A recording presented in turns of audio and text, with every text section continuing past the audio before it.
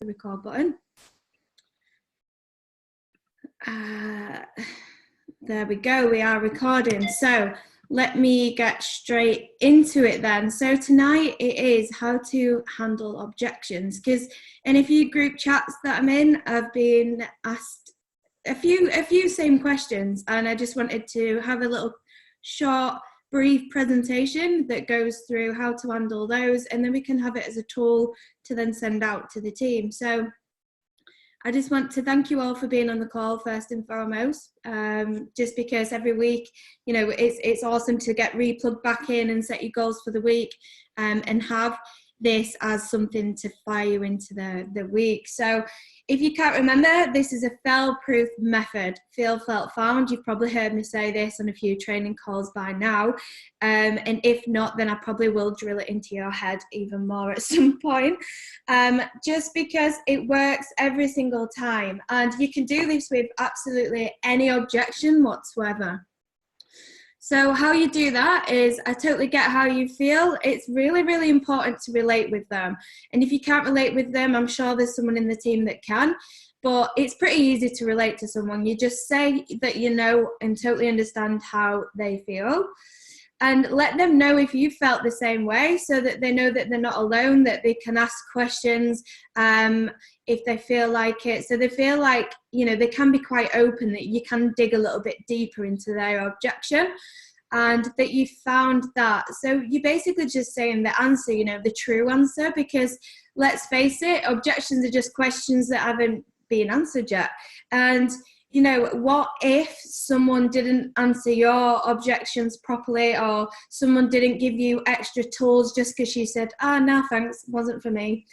If I didn't have my questions answered, if we didn't, you know, get all these questions answered from Holton, from Annie and Thomas, we wouldn't be here today. So if you just leave it with people and you're like, oh, okay, that's fine. If it's not for you, that, you know, imagine if someone would have done that to you.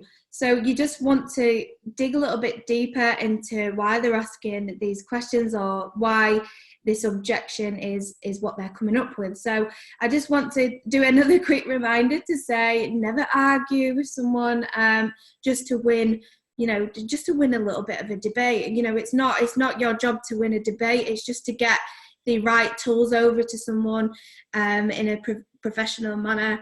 And just always schedule to follow up with them as well. So I'll go through that in a moment. But so the first one then, we've got a few common objections, and at the end I am going to open it up to you for you to type in the chat box any objections that you might have come across, and then I can hopefully do my best to answer them as well. So it's a startup company, it's a risk.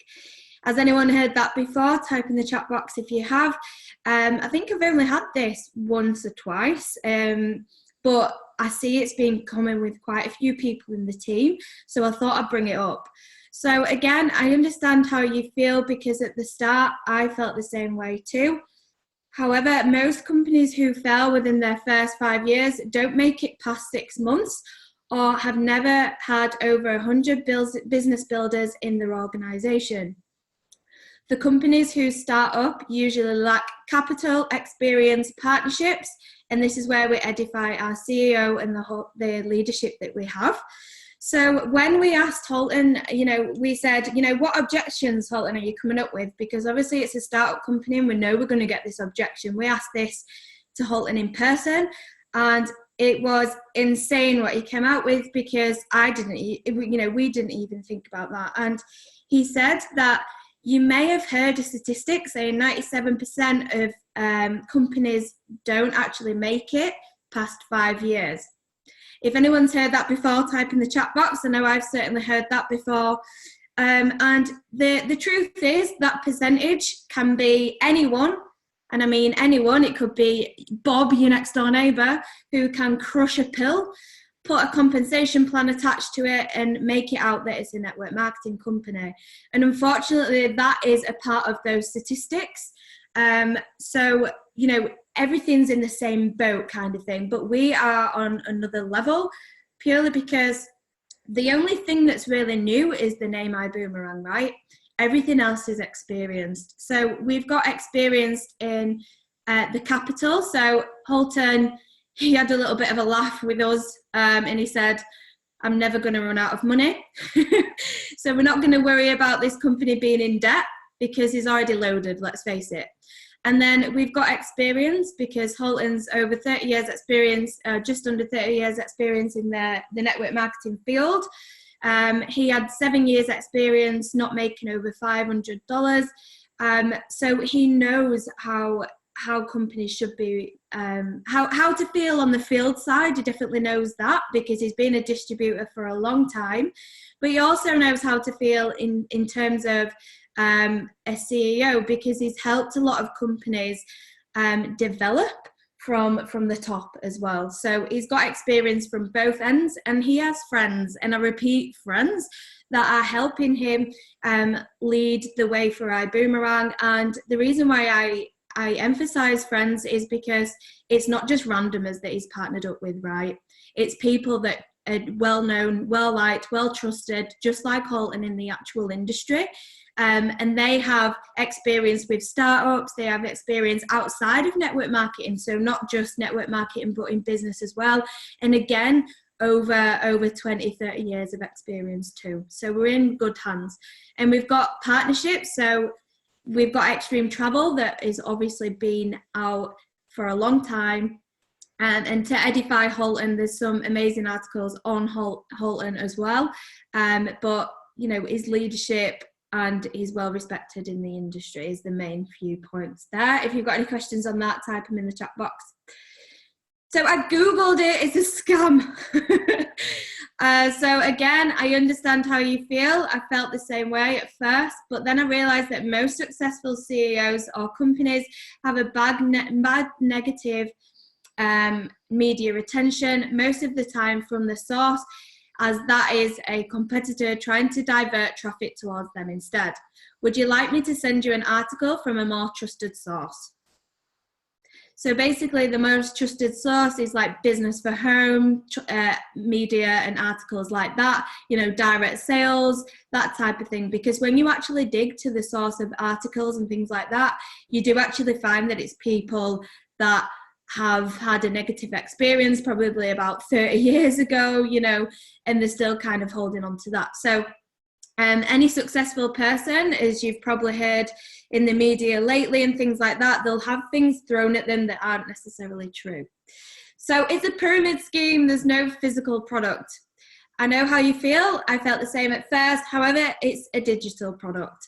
Like Facebook Marketplace or Airbnb, our customers purchased an end product like a holiday as a result from us, and that's their product.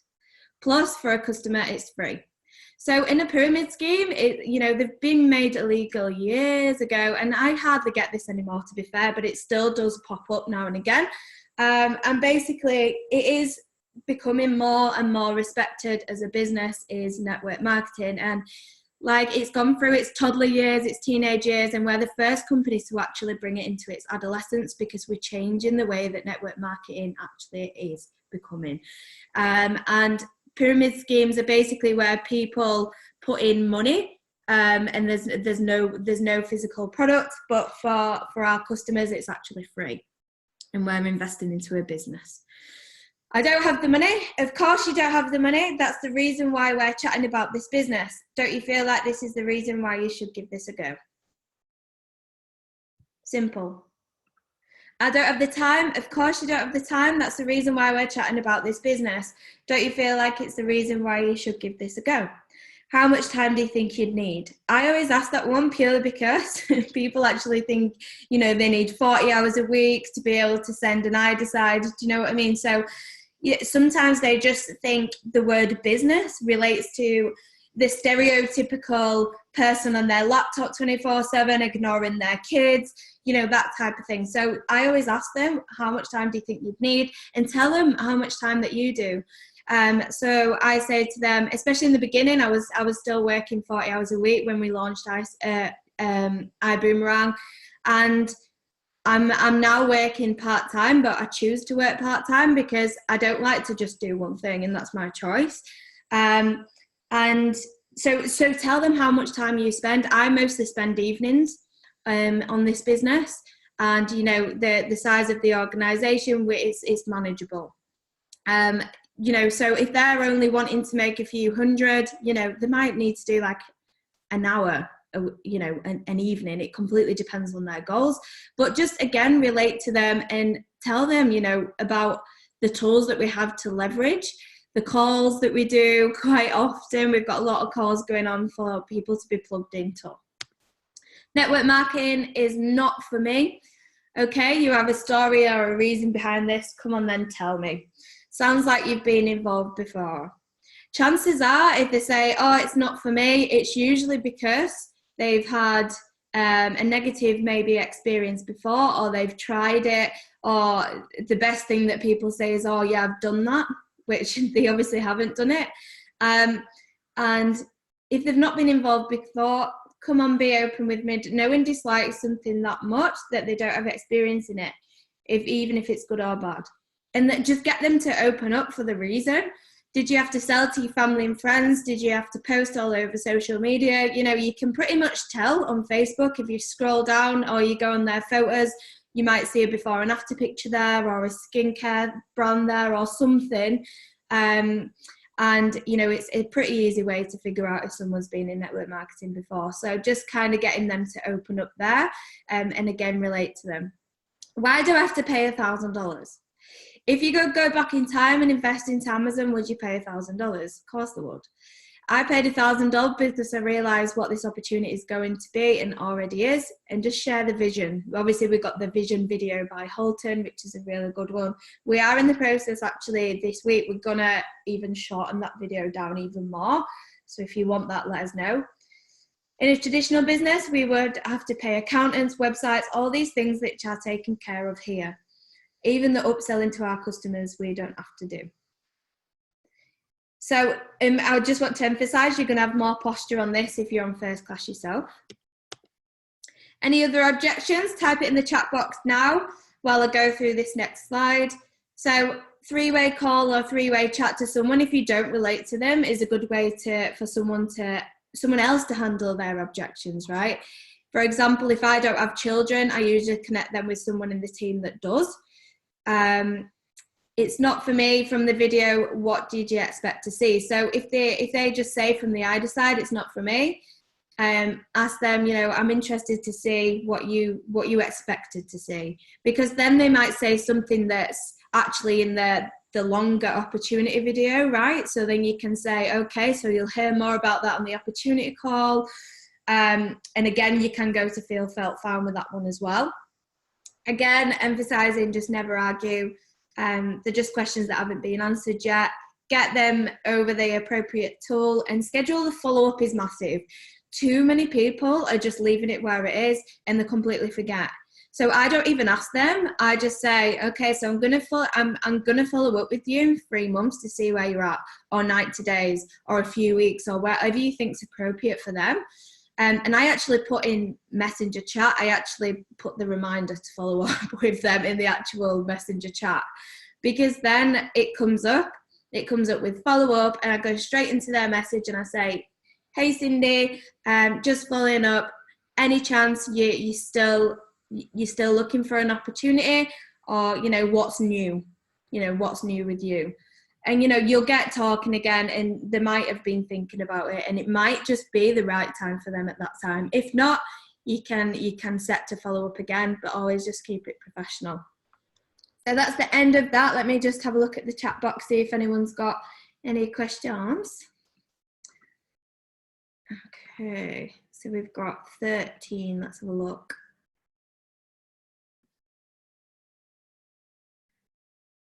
Can you send me the video?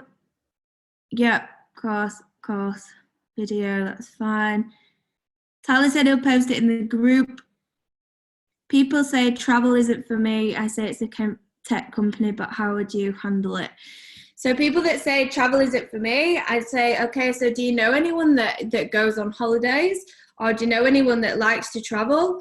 Chances are they do, right? So even if it's not for them, they can still make a business out of it. Holton, our actual CEO, hates travel. Can you believe that? Our actual CEO hates travel. He doesn't like to travel.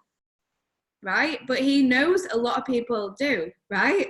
So he knows that it's a massive market. So even if they don't, but they're business savvy, they're entrepreneurial, you know, they like it. And coffee, yeah, you're right, Siobhan. He actually made, you know, 3.2 billion in 1 month on coffee, and you don't even like coffee. So, you know, you don't necessarily have to like the product. Obviously, it's an advantage, but you know, if they're more business minded, I'm sure they can see an actual business for this. And obviously, yeah, it's not just going to be travel. That's just the doorway in. We've got a lot more services to come, and paint the vision a little bit, like you said that you are doing, Nikki. But yeah, that's it, guys. If there's not any more questions, I just wanted to keep it short and sweet, just so that we can keep hold of the recording. So I'm just going to stop the recording now.